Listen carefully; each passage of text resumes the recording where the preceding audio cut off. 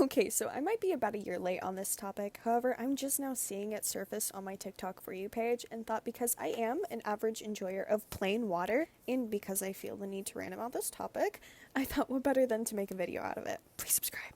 I'm actually going to start with a video that encouraged me to make this one, and it's not necessarily a video, but more of a slide by the creator Joseph Anthony.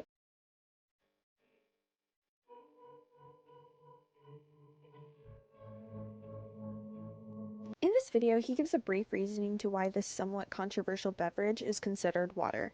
I personally don't think he makes any good points in this video, just because people are apparently saying that the water evaporates when you add powder into it, or because it's less than 10 calories with 0 sugars, doesn't mean you can go around calling your colorized beverage water. It's literally just juice at that point. Now, I know that my argument of calling it juice has been said and done, but I honestly haven't seen much creators actually back up that argument, so that's what I'm going to do today. And I'll be using this creator's videos and the slides previously shown as my reference point. Starting with his argument stating that it has less than 10 calories with 0 sugars, while I understand the point he's trying to make, I do not think it's a strong point when comparing his drinks to water. There are plenty of beverages out there that have little to no calories and or sugars that are and can be bad for you, especially if not consumed in reasonable proportions. And like these other drinks, also having the base ingredient being water, they, however, don't label themselves as water. Now, because I don't want to seem like a hater and pretend that I would never drink anything besides water, I'm going to use some of my favorite guilty pleasure beverages as some prime examples to back up my side of the argument. To not only prove that just because a base ingredient is water doesn't make a beverage necessarily good for you and definitely shouldn't be categorized as water. Drink example number 1, Diet Pepsi. Now, we all know soda isn't good for you, but me personally, I sometimes like to enjoy it with my lunch or dinner. Diet Pepsi, as shown on any bottle or can containing the beverage, states that it has 0 calories, 0 grams of total sugars, and the very first ingredient is quote-unquote carbonated water. Now, if you're not familiar with the order of ingredients on nutrition labels, it's listed in descending order, from the ingredient with the greatest amount to the least. Now, because the main ingredient in this soda is water, by your WaterTok logic, does that mean this beverage should be relabeled as water? Right! Drink example number 2, coffee. I love coffee. If I have time in the morning before work, I will prioritize making a nice black coffee with my Keurig.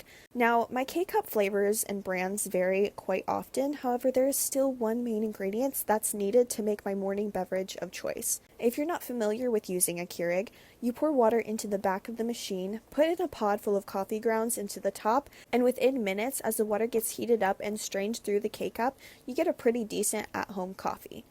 That being said, by your WaterTok logic, does this mean my coffee also should now be relabeled as water? Drink example number 3, juice. Now, because I made an argument that your water should be labeled as juice, it would be unfair of me not to compare it to actual juices.